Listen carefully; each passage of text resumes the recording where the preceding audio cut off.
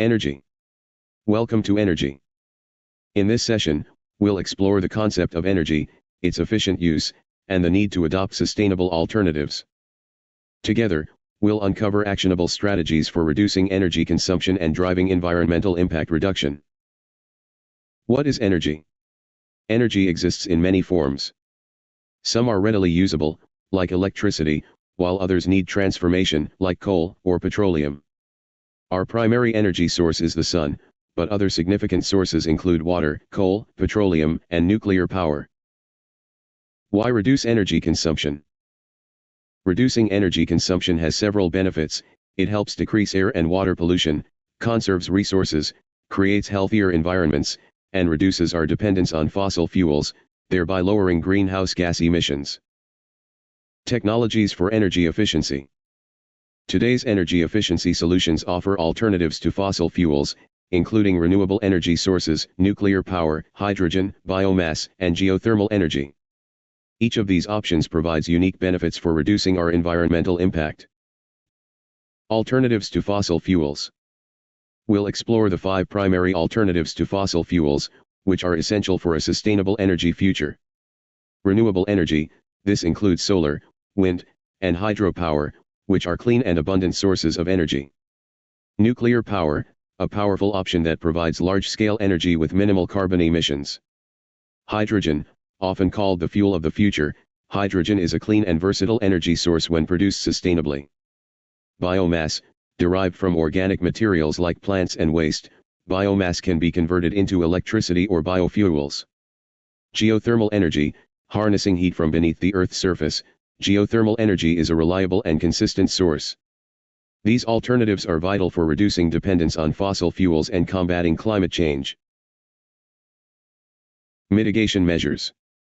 Mitigation measures target various sectors, including transportation, food and agriculture, land use, and policy changes to reduce greenhouse gas emissions. Each sector can contribute significantly to lowering our carbon footprint. Energy Management Program. A successful energy management program aims to optimize the internal environment, improve efficiency, adjust to changing loads, and set high standards for new projects. This includes eliminating wasteful devices, investing in modern technology, and providing adequate training. Breakdown of typical utility costs for hotels. The image shows a pie chart describing a hotel's typical utility costs. The costs are broken down as follows. Electricity, 50%. Fuel, 28%. Steam or hot water, 5%. Gas, kitchen 7%. Water, 10%. The chart shows that the largest percentage of utility costs for a hotel are taken up by electricity, at 50%, followed by fuel at 28%. The remaining costs are spread across other utilities like water, gas, and steam. Action Plan. The image shows a flowchart of an action plan. The plan has the following steps. Energy audit. The first step is to conduct an energy audit to identify areas of energy waste. Communicate commitment. Once the energy audit is complete, it is important to communicate the commitment to reducing energy consumption to all stakeholders. Appoint energy coordinator. This step involves designating a person to be responsible for overseeing the energy saving plan. Compare with benchmarks. The energy audit should be compared to benchmarks for similar organizations to identify best practices. Consider expert advice. Seeking expert advice on energy efficiency strategies is recommended. Establish realistic goals. Establish achievable energy saving goals. Ensure participation. All stakeholders need to be involved in the plan. Monitoring and targeting. Monitor progress towards the goals and make adjustments as needed. Provide training. Train employees on energy-saving practices. Standard operating procedures. Develop standard operating procedures for energy efficiency. Review supply contracts. Review contracts with energy suppliers to ensure they are efficient. Typical energy audit by cost. The image shows a pie chart that represents the energy audit by cost. Each slice represents a specific area of the hotel and its corresponding cost. The largest slice represents the HVAC system, which accounts for 22% of the total energy cost. The next largest slice is the guest rooms, which accounts for 19% of the total energy cost. The other areas include other non-metered areas, kitchens, laundry, pool, lifts, food and beverage, F&B, and locker room/public toilets. Fuel and steam consumption calculation. This appears to be a calculation of the total energy consumption for a building, broken down by fuel type. The calculation is based on fuel type. Each row represents a type of fuel used, such as natural gas, light fuel oil, and district hot water.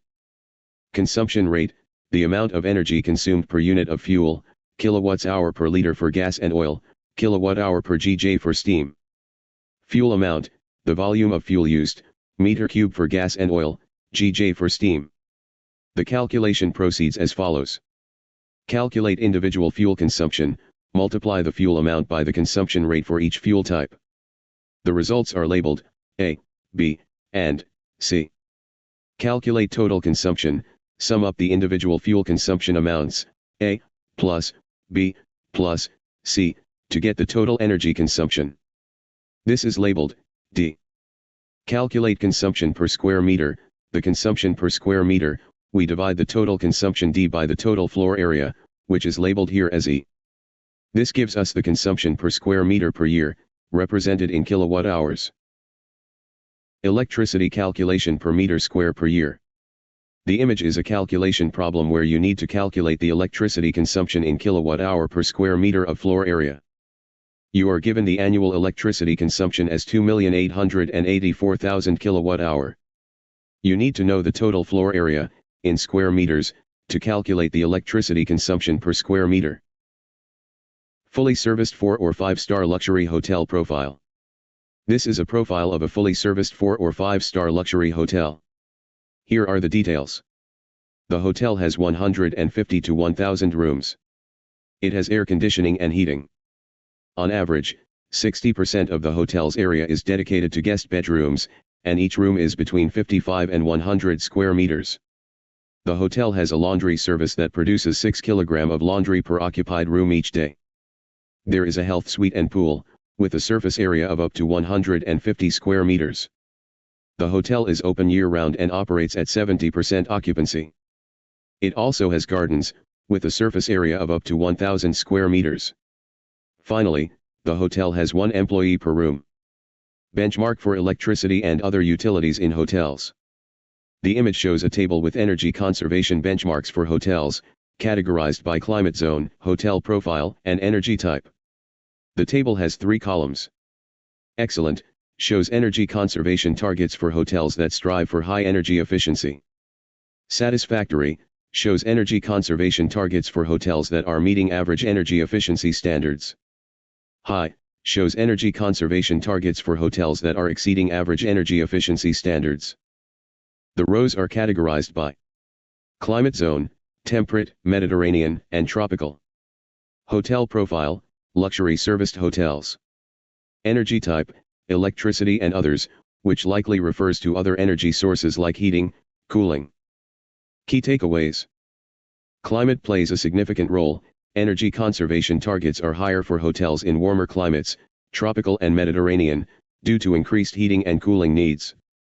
Electricity consumption, hotels in all climate zones have relatively similar benchmarks for electricity, suggesting that energy-efficient lighting and appliances are key regardless of location. Focus on other energy sources. The others category highlights the importance of optimizing energy consumption for heating, cooling, and other building functions. The benchmarks for others are significantly higher than those for electricity, indicating that these areas offer significant potential for energy savings. Benchmarking modifiers for electricity. The table shows benchmarking modifiers for electricity consumption based on climate and certain factors. It includes adjustments for occupancy, laundry, covers, electric or gas equipment, pool presence, and the absence of an electric chiller. For example, a temperate climate with electric equipment would have a modifier of 3 kWh/cover, while a tropical climate with no electric chiller would have a modifier of -18 kWh/meter square. These modifiers can be used to estimate the energy consumption of a building based on its climate and features. Benchmarking modifiers for other energy types. The table shows the benchmarking modifiers for different energy sources in different climates. The climate categories are temperate, Mediterranean, and tropical. The energy sources are occupancy, hot water, laundry, kitchen gas, pool heating, and absorber chiller. The modifiers are expressed in different units depending on the energy source. For example, the modifier for occupancy is expressed in units of 600, 450, and 0 kWh/OCRM/year for temperate, Mediterranean, and tropical climates respectively. The modifier for hot water is expressed in units of 4.5, 4.0, and 3.5 kWh/guest for temperate, Mediterranean, and tropical climates respectively. Benchmarking modifiers for heating energy. This table presents a breakdown of the percentage of total energy used for heating in different climate zones and with various modifications to the heating system, excluding kitchen use. The table compares the energy usage of electric and absorber chillers in both temperate and Mediterranean climates with different combinations of laundry and pool heating. For example, in a temperate climate, an electric chiller with a laundry and a pool might consume 50% of the total energy used for heating, while in a Mediterranean climate, the same setup would consume 40% of the energy. The table also shows that in a temperate climate, using an absorber chiller instead of an electric chiller leads to lower energy consumption, with a laundry and pool using 30% and 45% of the total energy for heating respectively. The same pattern applies in Mediterranean climate, indicating the potential benefits of using absorber chillers in both regions. Heating degree days, HDD, calculation. Heating degree days, HDD, are used to measure heating requirements. HDD is calculated based on the difference between average daily temperatures and a base temperature, providing an estimate of energy needs for heating. Example calculation. 65, Tmax plus Tmin, /2 equals HDD, where Tmax and Tmin represent maximum and minimum daily temperatures. Cooling degree days, CDD, calculation. Cooling degree days, CDD, are a measure of how hot a day is, and are calculated by subtracting the base temperature from the average daily temperature. The base temperature is typically set at 65 degrees Fahrenheit. For example, if the high temperature for a day is 86 degrees Fahrenheit and the low temperature is 72 degrees Fahrenheit, the average daily temperature is 86 plus 72, /2 equals 79 degrees Fahrenheit. The CDD for that day would be 79 to 65 equals 14 CDDs. The image shows a visual representation of this calculation, with the blue bar representing the number of CDDs, 14, for a day with a high temperature of 86 degrees Fahrenheit and a low temperature of 72 degrees Fahrenheit. Submetering and its advantages.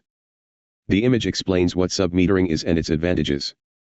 Submetering is a process of using meters separately installed downstream of the main meter to measure the individual consumption of equipment. The advantages of submetering include conducting accurate energy audits, true efficiency, better control, reliable information, determining the feasibility of capital investments, enhancing management accountability, providing immediate feedback on results, energy conservation measures. Energy conservation measures. We'll explore ways to achieve energy savings across different cost and payback periods. From the greatest savings at the least cost to measures with higher costs and longer payback times, let's dive into practical strategies to optimize energy use effectively. Greatest savings at least cost. On this slide, we focus on measures that yield the greatest savings at the least cost.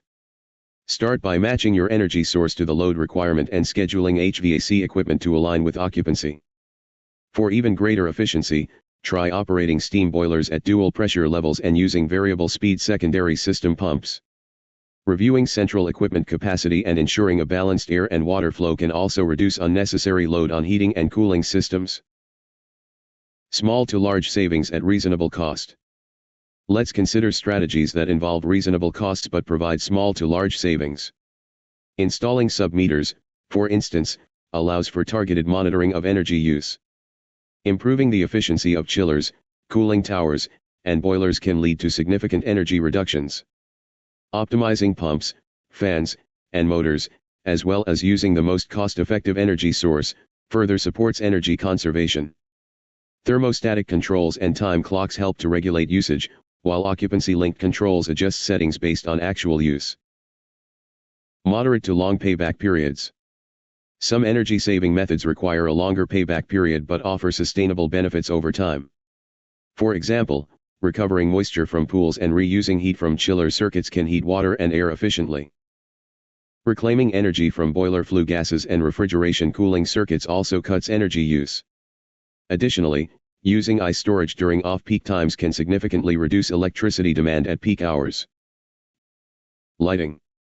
Lighting is a significant energy consumer, especially in hotels, where it accounts for up to 25% of electricity use and adds to air conditioning demands.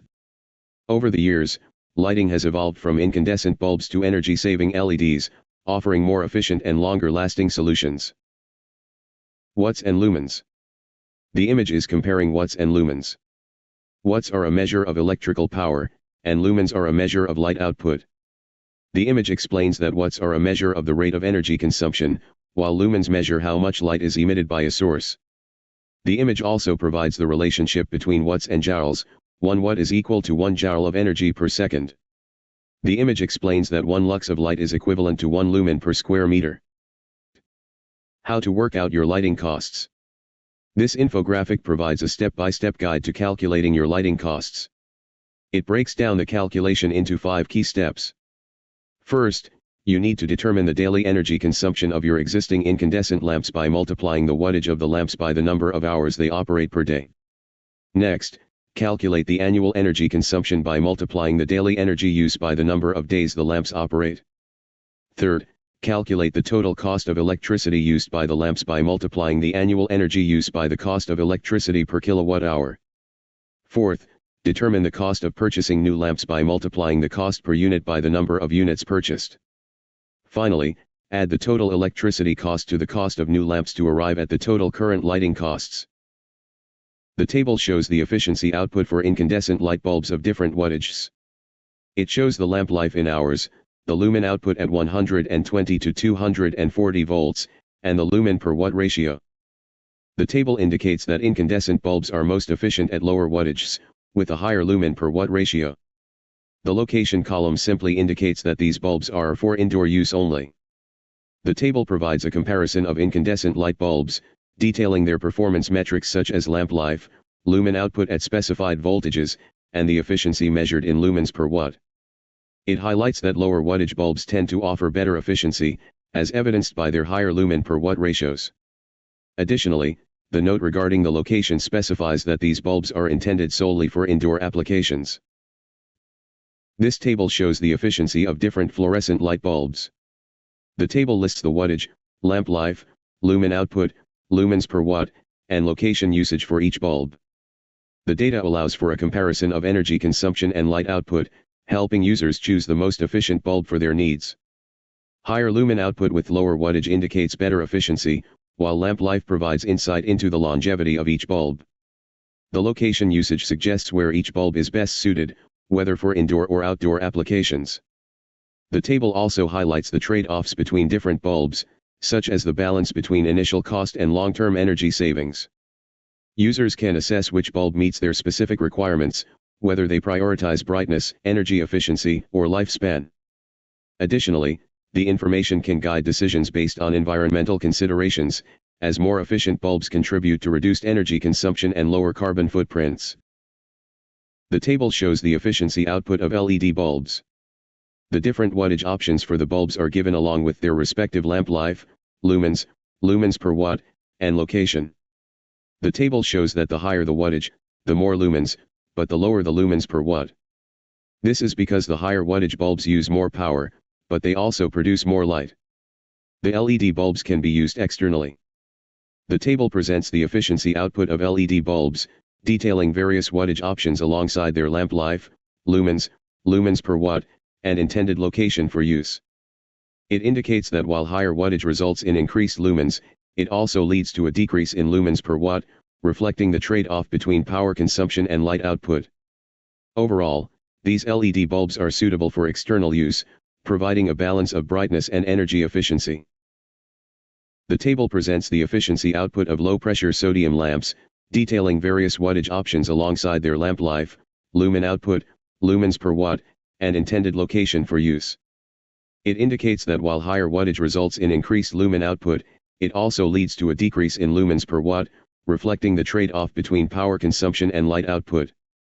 Overall, these low-pressure sodium lamps are suitable for external use, providing a balance of brightness and energy efficiency. The table presents the efficiency output of metal halide lamps, detailing various wattage options alongside their lamp life, lumens, lumens per watt, and intended location for use. It indicates that while higher wattage results in increased lumens, it also leads to a decrease in lumens per watt, reflecting the trade-off between power consumption and light output. The metal halide lamps come in various wattage options, including 70/92 watts, 150/197 watts, and 175/210 watts, each with its own lamp life, lumen output, and efficiency. Overall, these metal halide lamps are suitable for external use, providing a balance of brightness and energy efficiency. Thank you for your attention. For more details, please contact TSD Office, Engineering, GHG. We appreciate your interest in ESG initiatives.